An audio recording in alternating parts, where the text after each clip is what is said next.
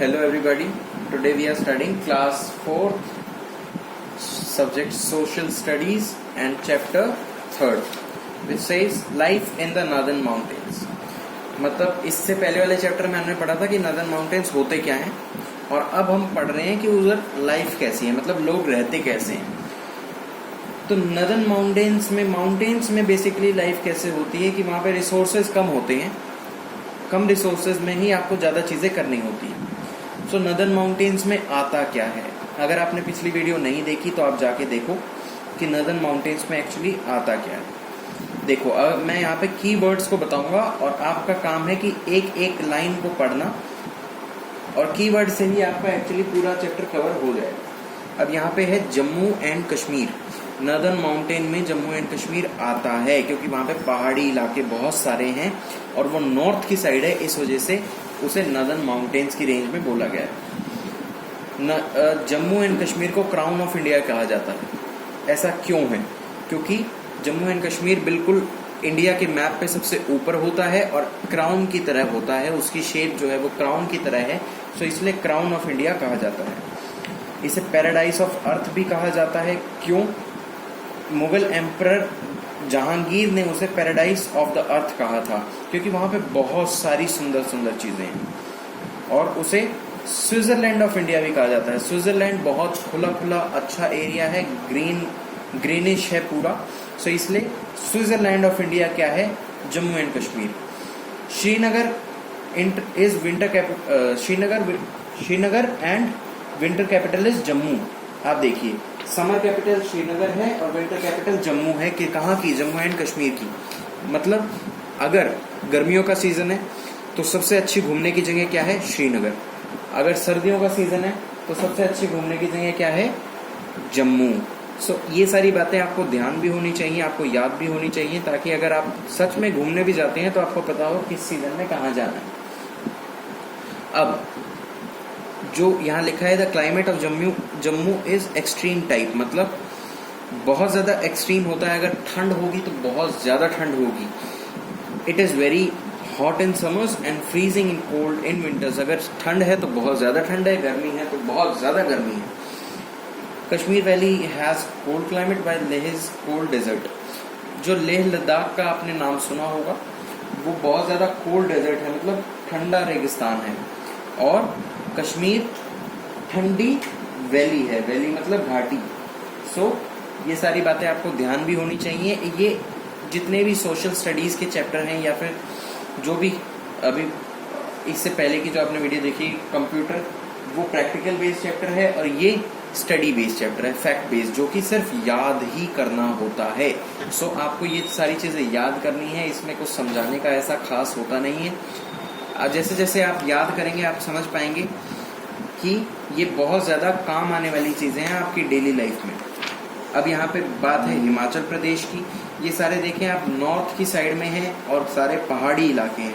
यहाँ पे देखें पिक्चर से आप देख पाएंगे कि हिमाचल प्रदेश में स्नो बहुत होती है और वहाँ पे कैसे कैसे स्पोर्ट किए जाते हैं, जैसे स्कीइंग.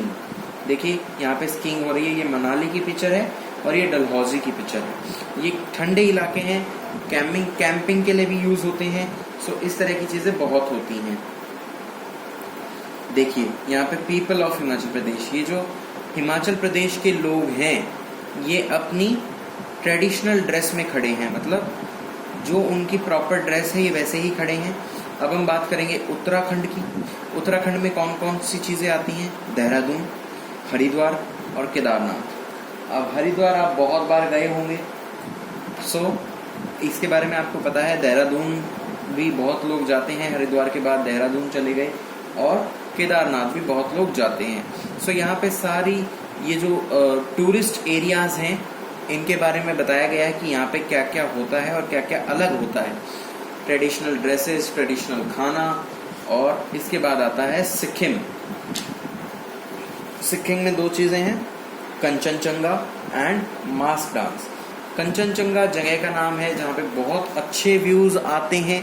अगर आप घूमना चाहें तो आप जा भी सकते हैं.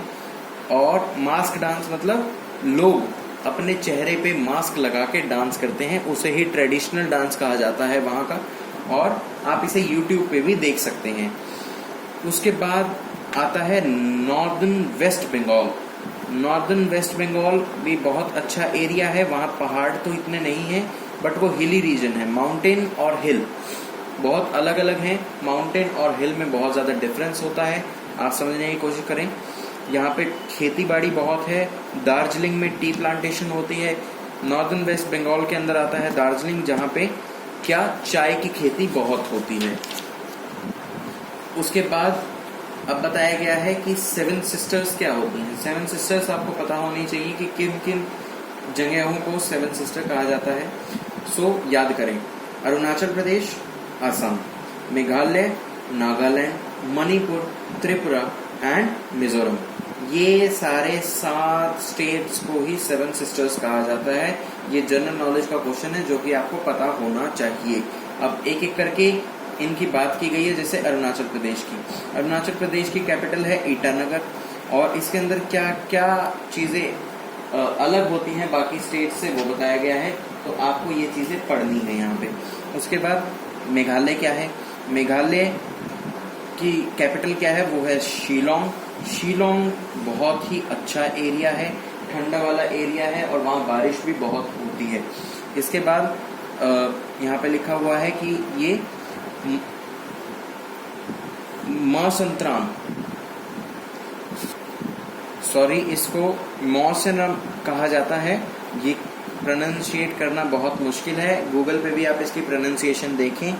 ये क्या होता है ये देखिए, जब मैंने बताया कि बारिश बहुत होती है तो यहाँ पे इस तरह के एक ऑब्जेक्ट होता है जिसे कहा जाता है मैंसरम, और इसे यूज़ किया जाता है बारिश के दिनों में। सो इसकी भी बहुत सारी चीज़ें बताई गई हैं इस पैराग्राफ में, और आपको सारी चीज़ें एक नोट्स की तरह लिख लेनी है कॉपी में और उसे याद करना है।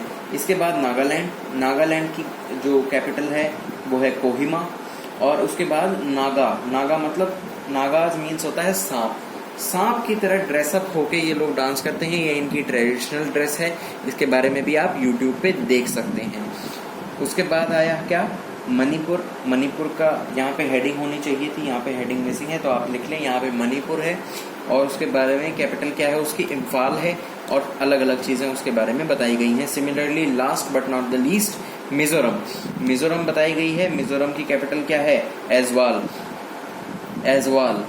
सो यहाँ पे बहुत सारी चीज़ें उसके बारे में बताई गई हैं और फोटोज भी दी गई हैं ताकि आपको पढ़ने में मज़ा आए। So this was our chapter of class 4th social studies and life in northern mountains. Thank you so much. अगर आपको कोई डाउट हो तो कमेंट बॉक्स में ज़रूर लिखें। Thank you so much and have a nice day.